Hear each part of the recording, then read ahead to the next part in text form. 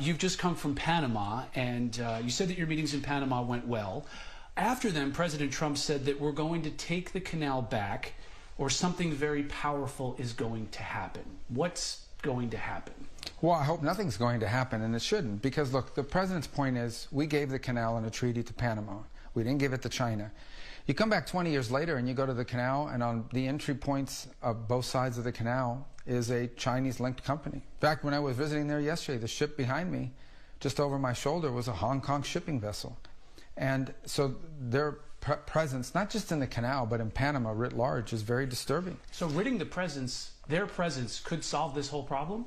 Well, we didn't give the canal to China. I mean, it's a violation of the treaty. What I told President Molino yesterday was that President Trump's made a preliminary determination that that there's a violation of the treaty. You're in violation of the treaty because a sovereign other country, a third country, has effective control over the canal area. And this, absent serious measures, we're going to have to preserve our rights under the treaty. Mm-hmm. Now, obviously there are a lot of options in that regard, and I think people speculate things, but I don't think we'll ever get to that point, and shouldn't get to that point. So we had a very frank conversation. Since then, they've taken some steps. They announced that they're going to get out of the Belt and Road Initiative. We'd like to see more, and we hope to see more in the days to come. The government doesn't control the canal. It's run by an independent agency, the Canal Zone. So they have to go through some legal steps that they have to carry out. But my hope, ultimately, is that we can get back to a point where that canal is what it was meant to be, which is a place where the United States and Panama are working in partnership. It's free it's open for everyone, and that no foreign power through their companies or any other means has the ability to use it against us in a time of conflict and impede travel through it, because it would be devastating. Could easily get resolved without the United States taking direct operational control of the canal. Yeah, there's a lot of options, and I'm not going to preclude any options about what the final outcome looks like, but at a prerequisite baseline, we cannot continue to have the Chinese, and through their companies, exercising effective control of the canal area. And that needs to happen. I was pretty clear, and I hope that we'll see additional steps in the days to come to reaffirm that. Mm-hmm. So you're now the head of USAID. The head of Doge, Elon Musk, called USAID a criminal organization and added that it is time for it to die. Do you agree with that? Let me walk you through the history of this agency, because I've dealt with it for 14 years in the United States Senate. It was created as a way of doing humanitarian assistance in the world, separate from the State Department at the time. But it said you have to take policy direction from the Secretary of State, the National Security Council, the White House, and all elements of government. They have basically evolved into an agency that believes that they're not even a U.S. government agency, that they are a global charity, that they take the taxpayer money and they spend it as a global charity, irrespective of whether it is in the national interest or not in the national interest. One of the most common complaints you will get if you go to embassies around the world from State Department officials and ambassadors and the like is USAID is not only not cooperative, they undermine the work that we're doing in that country. They are supporting programs that upset the host government for whom we're trying to work with on a broader scale and so forth. So they're completely unresponsive. They just don't consider that they work for the U.S. They just think they're a global entity and that their master is the globe and not the United States. And that's not what the statute says, and that's not sustainable. The President put a pause on all foreign aid. We found a lot of cooperation in the State Department, and we have issued dozens and dozens of waivers. As we go through all the foreign aid programs in the Department of State, the ones that make sense, we issue a waiver, they go back on. We've already done it for dozens of programs. And you'll be issuing more waivers soon? And we'll be doing so. For example, we did it today for some of the migrant flights that are going out of Panama. It's in our national interest to help them deport people that are headed towards the United States back to their home countries. And we'll issue some here today in El Salvador, because they do a lot of cooperation with us on stopping drugs and stopping migration and so forth. So we're going through it at the State Department portion of foreign aid. We find cooperation. State Department people have been great, and we're issuing waivers and we're getting input, and it's working. We go to USAID, which is a big chunk of foreign aid, $40 billion or so. They're completely uncooperative. They won't tell you what the programs are. They refuse to answer questions. They try to push through payments. Even after the executive order, they were still trying to push money through the system. Can it be reformed, or does it need to die? Well, that was always the goal, was to reform it. But now we have rank insubordination. Now we have basically an active effort where their basic attitude is, we don't work for anyone. We work for ourselves. No agency of government can tell us what to do. So the President made me the acting administrator. I've delegated that power to someone who's there full time, and we're going to go through the same process at USAID as we're going through now at the State Department. I think there are some, this is not about getting rid of foreign aid. There are things that we do through USAID that we should continue to do that makes sense. And we'll have to decide, is that better through the State Department or is that better through something, a reformed USAID? That's the process we're working through. There are things that are happening at USAID that we should not be involved in funding, or that we have a lot of questions about, but they're completely uncooperative. So we had no choice but to take dramatic steps to bring this thing under control. So it could exist in the future, USAID. Well, the aid, I think it's important to separate USAID from aid programs, okay? Because everybody's acting like somehow these aid programs are impossible without an agency. It's very process-oriented. I mean, do you think that we'll still be the most generous nation on earth at the end of this process? I think we'll be the most generous nation on earth, but we think we're going to be the most generous nation on earth in a way that makes sense, that's in our national interest. We are going to fund programs that make America stronger or safer or more prosperous. We're going to pay for things that make sense for the United States. The United States government is not a charity. It is not a global charity. There are a lot of global charities, and they should go to, if you want to be involved in global charities, go join a global charity, raise private money, and spend it on whatever you want. But this is taxpayer money. It's not my money. It's not their money. It's our money. It's taxpayer money. And we have an obligation, if we're going to do foreign aid, to do it in a way that makes sense, that doesn't support our enemies, and that actually is aligned with, makes sense within the context of our foreign policy.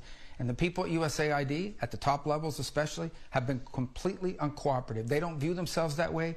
They're insubordinate. They refuse to provide access. They refuse to provide information. Not now. They don't provide access to Congress.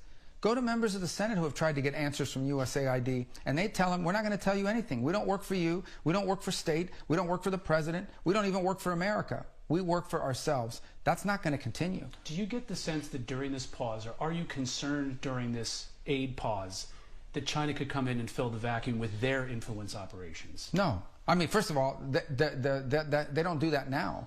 If they did, they'd be out there competing with us in these places. But my point is this. Even if they did that, why would we fund things that are against our national interest or don't further our national interest, whether China's there or not? If China wants to waste their money on something that's against their national interest, go ahead and do it. We're not going to do it.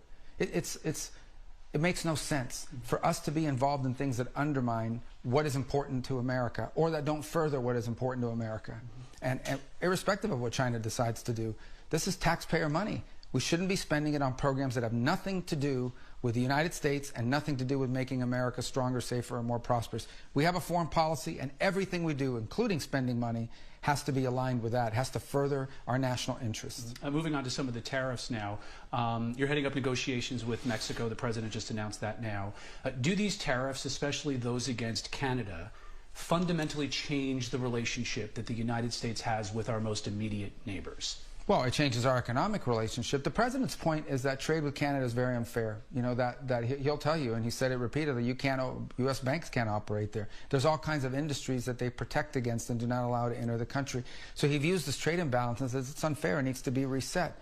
He also argues they have been less than cooperative on fentanyl and on the inflow of fentanyl. The Canadians will tell you that more fentanyl goes that way than the other way, but increasingly, in October of last year, they found a big fentanyl lab inside of Canada, and he doesn't feel like we're getting enough cooperation, and so that's why he's imposed those tariffs. In the case of Mexico, the president's point is much of the northern region of Mexico, sadly, and in direct threat to the Mexican government, is controlled by cartels.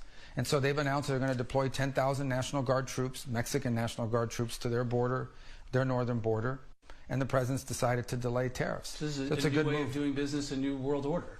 Well, I think the president's point is America's been taken advantage of for far too long, and I think that's true across the board. That's been true on foreign aid. We have countries and places that we pour a bunch of money into, and then they vote against us at the UN every time. They support all of our enemies, and you start asking yourself, why do we keep putting money into this? Our embassies say it, and the USAID says, we don't care, we're going to keep doing it anyways.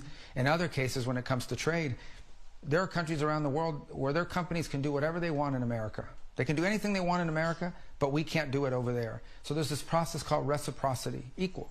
Whatever you charge us, we get to charge you. Whatever you allow us to do, you're allowed to do. Whatever you block, we're going to block. And I think the president's a big believer in reciprocity, in evenness, in fairness. For some reason, I don't know how this happened, but over the last 20 or 30 years, we felt like it's okay for countries to take advantage of us. And that's just not going to continue under President Trump. Okay. Mr. Secretary, thank you for joining us. Thank you. As part of all of this, the president again said that Canada should be our cherished 51st state. Is he serious, and are you working on that at the State Department? Well, we're not involved in a negotiation to make them a state. And obviously, I think what we're focused on right now is what's most immediate in front of us, and that is that there's tariffs. That's obviously going to have an impact on our relations with them. We're still neighbors. We'll always be neighbors. Canada will always be our neighbor. Mexico will always be our neighbor. We can't move. You can't move to another neighborhood, right? Mm-hmm. So we're going to have to live alongside each other. And I hope we can find agreements. Again, we're the Department of State. We're the diplomats. So we're looking for ways to find things that are amicable. But I do think that neither Canada nor Mexico should make the mistake of thinking that this is bluster or that the president is just talking for purposes of negotiating leverage. He is serious that the U.S. is not going to be taken advantage of. And it's not just limited to Canada or Mexico. He's talked about some of the unfairness in the EU. He's imposed additional tariffs. We already had tariffs on China. These are additional tariffs. And can China expect more, do you think, on top of what he's already proposed? Well, if they continue to cheat and steal, yeah, absolutely. Look, China's acting in their national interest. I don't like it, but I don't blame what the Chinese leaders are doing. They're doing what any leader of a country would do. If you let them take advantage of you, they will. So I think he wants to bring fairness back to that relationship. And obviously China's going to be upset that we try to bring fairness because they've had a really good deal, an unfair deal for a long time. The president is going to make that equal. And look, that's going to create outrage in Washington and in editorial boardrooms. But millions of people, whether they're watching this broadcast or just living in real world America, say, of course, this all makes sense. All of it makes sense to them. Bringing it back to our region right now, Venezuela is taking back migrants that the Trump administration is deporting. They've released American prisoners. Maduro doesn't seem like the type of person to be doing things just out of the goodness of his heart to help the United States. Is this administration going to recognize Maduro as the legitimate leader of Venezuela? There's no talks about doing that. No one's discussed it. We don't recognize him now. What he's agreed to is very simple. He's released Americans that should never have been in his prisons. They were hostages. They're not prisoners. They were hostages. He takes them for trade. And he's going to accept, especially these Tren de Aragua criminals. We'll see if he actually does it. I hope they do. We got to get these people out of our country. They came from Venezuela, came through a bunch of other countries, wound up here, committing crimes in the United States. He pushed those people out of his country. He emptied out his jails and prisons and pushed them into other countries and towards the United States, and he's going to have to take them back. I think leaders like Maduro, no matter how tough they try to be, they respect Donald Trump. They know this is not a guy who's going to send you a strongly worded letter. He will take actions. I'm not going to talk about what those actions are, but he knows and they know we have many options to inflict serious damage and harm on the Maduro regime if they don't do what international law requires them to do, and that is accept their foreign nationals who are illegally in this country, especially those who are criminals. That's the priority, the criminals. And that's a lot of part of your conversations down here in Central America as well, getting people to take, governments to take their nationals back. But will they also take back people from other countries that we can't deport directly to? Well, I think we'll leave here today with two things. First of all, President Bukele here in El Salvador has always taken back their nationals. It's been a very strong partner of the United States. The Biden administration treated him very poorly. Probably the most popular leader in Central America, maybe all of Latin America in terms of public approval ratings. And because he made this country safe. He really did. And very popular. So he's always been willing to take back his nationals. He's taken them back. He'll continue to do so. And I think he'll agree to take back these MS-13 killers. He's built this prison system here to house them. And I think he's willing to take back these Tren de Aragua criminals that are not El Salvadorians. But he's willing to house them in these prisons that he's built as well, because he's an ally of the United States. And we'll see that in other countries as well, do you think? Well, every country has a different level of capacity. But he has become sort of an expert in the region at dealing with crime and gangs in the street. Look, El Salvador is a country where 5 years ago, 6 years ago, you couldn't go out at night. You couldn't be out after half dark. Mm-hmm. There were people here, I used to, when I last here 2 years ago, you would talk to vendors, street vendors. They would tell you that every week some kid would come by on a bicycle and collect protection money from the gangs. If you didn't pay them the protection money, they'd cut off your daughter's ear, they'd cut off your son's hand, they'd kidnap them. That's gone. All that extortion is gone. He basically wiped up all these gangs and put them in these prisons, and they're gone. Yeah. This is now a safe country. He's a leader in that. And it's, you see what it's done in El Salvador. I hope other leaders will follow his example. But he now has the capacity to help house some of these people because he's a partner and an ally of Donald Trump. Joe Biden treated him very poorly. Very quickly on Iran. Do you expect that the pressure campaign, the maximum pressure campaign, is coming back against Iran? I think Iran right now is in very serious trouble because the people of Iran hate them. The people of Iran hate their own leaders. They hate them. They've destroyed their country. They've given all this money to Hezbollah. They've given all this money to terrorist groups, and they've done nothing for their own people. So they've got a lot of problems internally. I think they've lost. Hezbollah's been weakened. Hamas has been weakened. They've lost Syria. They got kicked out of Syria. So they're very, very vulnerable. So time to apply more pressure? I think we need to apply more pressure to Iran until they stop doing the activities that they're doing. What are those activities? They're trying to ultimately get to a nuclear weapon. They keep providing weaponry for all these terrorist groups, the Houthis, okay? This group in Yemen that basically attacked global shipping and raised prices for everybody. All of their weapons were given to them by Iran. All of their weapons were given to them by Iran. So until the Iranian regime stops promoting international terrorism the way they have through Hezbollah, Hamas, the groups they have had in Syria, the groups they have in Iraq, I think they need to face more pressure, not just from us, but from other countries in the world that are implicated or feel the wrath and feel the punishment of what they've done. Cracking down on oil sanctions, tightening those up, even more sanctions you think are needed? Absolutely. And we'll see. I mean, the president hasn't made a pronouncement on that yet. He's making a decision on what exactly that is. The bottom line is the president's goal is to get Iran to stop supporting terrorism and stop destabilizing the region and stop trying to be the dominant force in the Middle East. That has to end. They're a direct threat to Israel, but they're really a direct threat to the United States. That threat needs to go away. The president is going to reestablish deterrence. He has many options at his disposal to do that, and those will be forthcoming soon. And arguably the most complex relationship you're going to have to manage is that with China. Are you planning on going to Beijing anytime soon? We have no plans to go at this time, but you're right. I mean, look, the future of the 21st century will be about the relationship between the United States and China. China's going to be a rich and powerful country. They already are. We're not going to keep them from being a rich and powerful country. What we cannot allow is to live in a world where China dominates an entire continent and nobody there can have deals with us. What we cannot have is to live in a world where we depend on China for things we need to be strong. We can't depend on them for industry. We can't depend on them for critical minerals. We can't depend on them for energy. We can't depend on them for medicine. We can't allow them to take over the car industry, the telecommunication industry. That can't happen. We can't reach a point in the world where the United States depends on China. We can never allow that to happen. It's not about containing them. It's about reestablishing real balance. They're a great power. They're going to be a great power. It's a big country. It's historically been a great power. But there needs to be fairness and equality and that balance in that relationship. And it cannot lead to an America that's dependent on China for everything that makes us safe and strong and prosperous.